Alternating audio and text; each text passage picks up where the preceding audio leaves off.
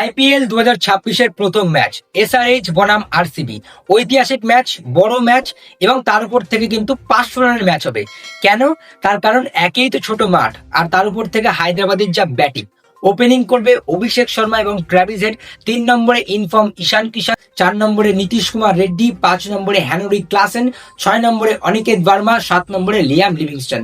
কি ব্যাটিং! এবং তার সঙ্গে রয়্যাল চ্যালেঞ্জার্স ব্যাঙ্গালোরের মেন বলার জশ হেজলউড সেই ম্যাচ খেলবে না। মানে বিপদ যখন আসে চারিদিক থেকে আসে, কিন্তু হায়দ্রাবাদ এই ম্যাচটাকে একতরফা নেবে না, এই ম্যাচটা একতরফা হবে না। তার কারণ হায়দ্রাবাদের জন্য ঠিক একই সমস্যা, তাদের মেন বলার প্যাট কামিন্স থাকবে না সেই ম্যাচে, এবং তার সঙ্গে ব্যাঙ্গালোরের ব্যাটিংও কিন্তু খুবই ভয়ানক।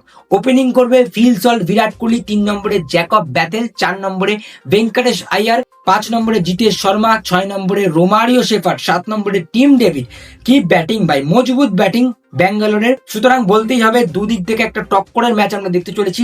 ব্যাটিং ভার্সেস ব্যাটিং ম্যাচ হবে। আমার মনে হয় প্রথম ম্যাচটা সানরাইজার্স হায়দ্রাবাদ জিতবে। তোমাদের মতামত তোমরা অবশ্যই কমেন্ট বক্সে জানিয়ে দিও।